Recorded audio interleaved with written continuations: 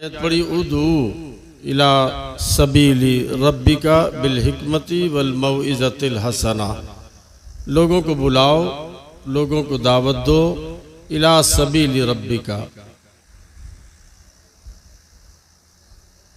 सारे आलमीन के पालने वाले बनाने वाले रब के रास्ते में, बिल हिकमा वल मौइज़तिल हसना, पक्की तदबीर के साथ और अच्छी नसीहतों के साथ। ये आज का जो उन्वान है कुरान करीम की इस आयत से जुड़ा हुआ है। मैं तो बीच में आ गया, मुझे जो जिम्मेदारी मिली है, all India Muslim personal law board एक NGO है, पिछले 50 साल से मुल्क में काम करता है, उसकी एक रज़ाकाराना जिम्मेदारी है। मैं काम करता हूँ रज़ाकाराना तौर पर, उसकी एग्जीक्यूटिव का 22 साल से मेंबर था। अब मेरे कांधों पे एक और जिम्मेदारी आ गई है कि मैं सेक्रेटरी बना दिया गया, मेरी जिम्मेदारी बढ़ गई। रिटर्न तो उसका न मेरे पास आपको देने के लिए कुछ है, न किसी और के पास मुझे देने के लिए कुछ है। वो रज़ाकाराना तौर पर मिली हुई जिम्मेदारी है, जिसका सारा सिला जितना मैं करूंगा और आप मेरे साथ करेंगे, उस सब का सिला तो रब्बुल आलमीन की बारगाह में मिलेगा। न मेरे पास है न आपके पास है। कुल इन्ना सलाती व नुसुकी व महयाया व ममाती लिल्लाहि रब्बिल आलमीन।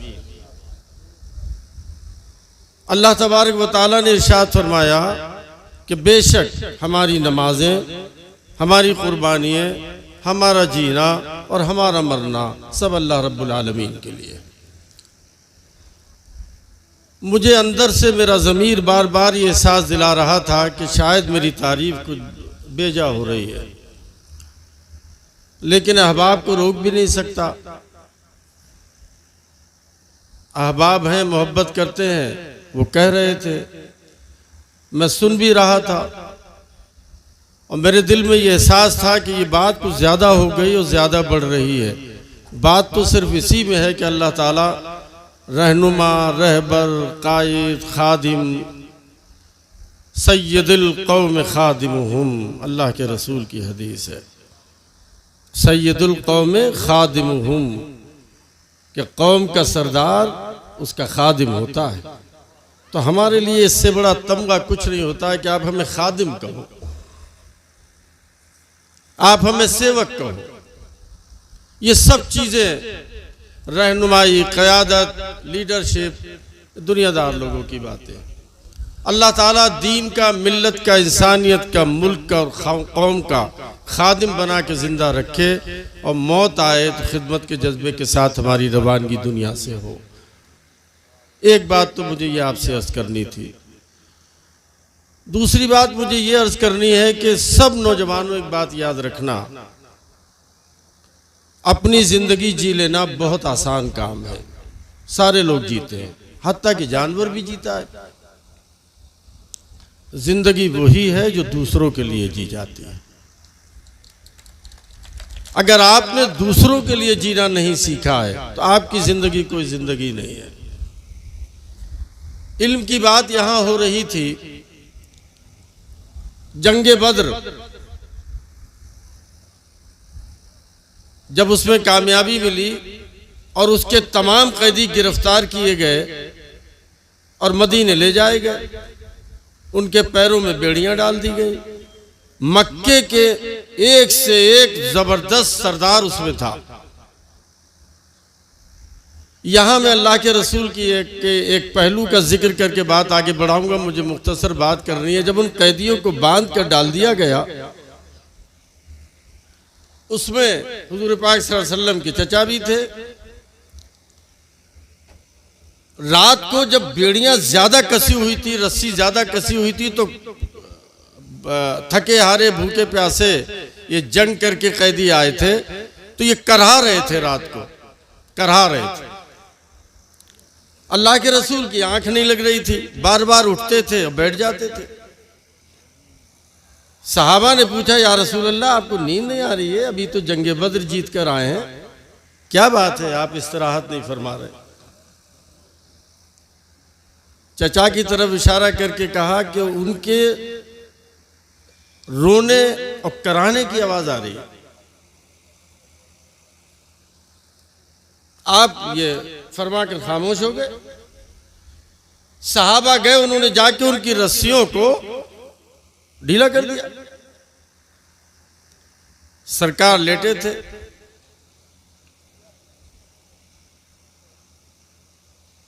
फिर आप उठे और बैठे। तो फिर साहबा ने कहा, या रसूल अल्लाह, अब तो हमने उनकी मशकें जो हैं ढीली कर ली, अब क्या बात। कहा कि उनके कराने की आवाज नहीं आ रही है, उनका हमने रस्सियां उनकी ढीली कर ली। आपने दुनिया में कभी नहीं सुना होगा, शायद अगर मैं पूरी आयत पर रात भर तकरीर करूं, वमा अरसलनाका इल्ला रहमतल लिल आलमीन, तो उसके लिए जो मैं ये बयान कर रहा हूं ये बहुत काफी होगा। कहा कि अच्छा,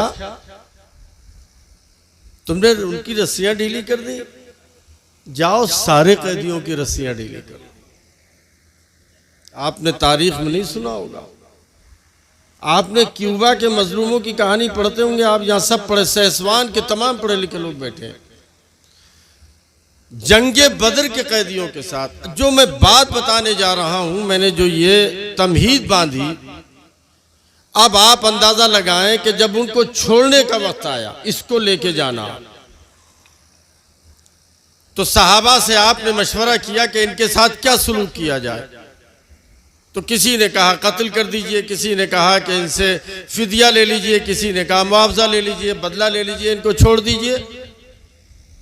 तो सरकार ने यही कबूल फरमाया कि इनसे फिदिया लेकर छोड़ दिया जाए। बाज ऐसे भी थे जिनके पास देने को कुछ नहीं था। जो बात मैं बता रहा हूं वो सुनने की है, खास तरीके पे नौजवान हो तुम, और जिनके बच्चे नहीं पढ़ते हैं वो। तो आपने इरशाद फरमाया कि इनमें से वो कौन से लोग हैं जो पढ़े लिखे हैं इन कैदियों में।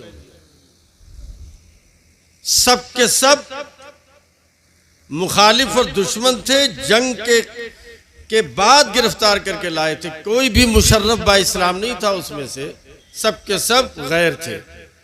तो सरकार ने इरशाद फरमाया कि अब इनमें से जिसके पास कुछ देने को नहीं है, उसका फिदिया ये है कि वो हमारे लोगों को लिखना और पढ़ना सिखा दे।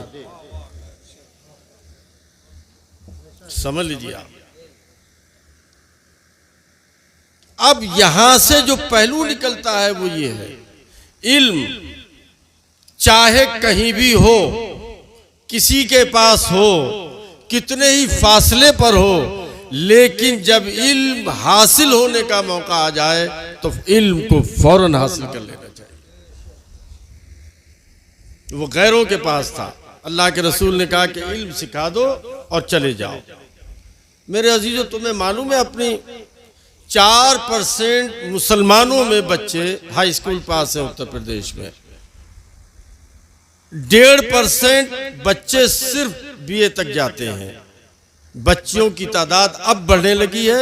मुझे जो एक रिपोर्ट मिली है वो अब और अफसोसनाक है कि उनकी तादाद फिर घटने लगी है। आप कहां खड़े हो? क्या सिर्फ तकरीरों से बात बनेगी, नारों से बात बनेगी, जलसों से बात बनेगी,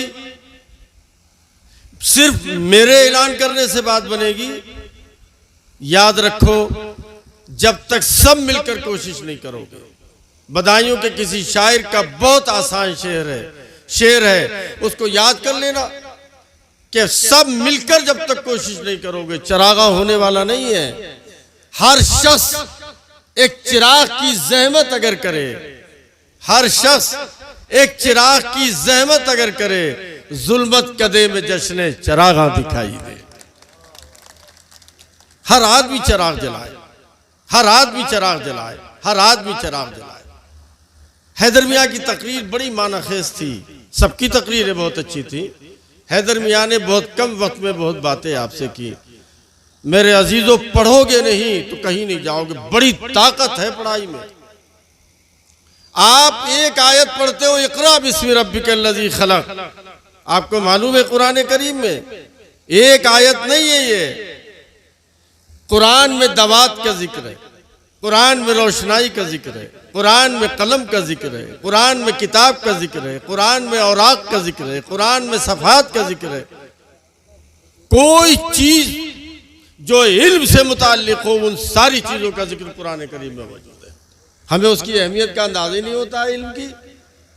एक बात आपसे हिंदुस्तान के पस मंजर में बताता हूं, डॉक्टर कलाम साहब क्या थे? मेंबरी का इलेक्शन लड़े, एमएलए का इलेक्शन लड़े, एमपी का इलेक्शन लड़े, पंचायत का इलेक्शन लड़े, चेयरमैनी का इलेक्शन लड़े, लड़े नहीं लड़े। क्या हुआ? इल्म की ताकत। और अगर आप उनकी हिस्ट्री पढ़ेंगे तो आपको अंदाजा होगा, एक रोज उनके भाई ने उनसे कहा, वो सुबह को अखबार बेचा करते थे तो पढ़ते थे, शाम को जब थके हारे आए तो उन्होंने खाना खा लिया ज्यादा। उनके भाई ने, बड़े वालों ने उनसे शाम को कहा कि कलाम तुम्हें मालूम है आज तुमने क्या गलती की है?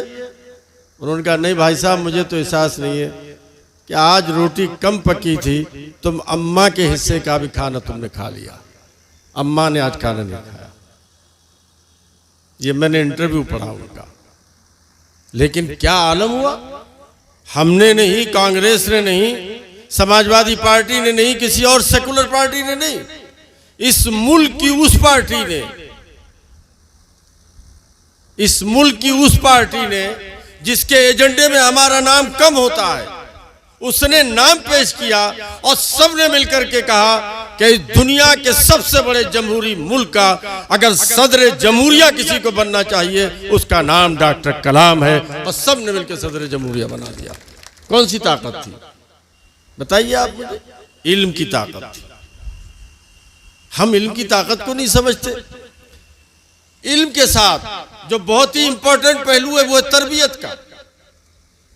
सर सैयद ने इसको समझा और इसलिए उन्होंने कैंपस बनाया यूनिवर्सिटी का। क्या सिर्फ इल्म के लिए नहीं बल्कि तरबियत का इंतजाम होना चाहिए, बच्चे यहीं रहेंगे। मेरे अजीजों, बड़े दुख के साथ मुझे ये कहना पड़ता है कि हमारे लिए सबसे पहली तरबियत गाह और दर्स गाह माँ की गोद होती है, वहीं कुछ नहीं है। तलबुल इल्मी मिनल महदी इलल लहद, सरकार की हदीस है। इल्म हासिल करो माँ की गोद से लेके कब्र जाने तक। आप अपना अंदाजा लगाओ कहां खड़े हो इल्म के मामले में। आज से ये तय करना कि हमें किसी भी हालत में अपने बच्चों को पढ़ाना है। और दूसरी बात बहुत इंपॉर्टेंट आपको बताता हूं, मदरसे में जरूर पढ़ाना बच्चों को, मदरसे में जरूर पढ़ाना।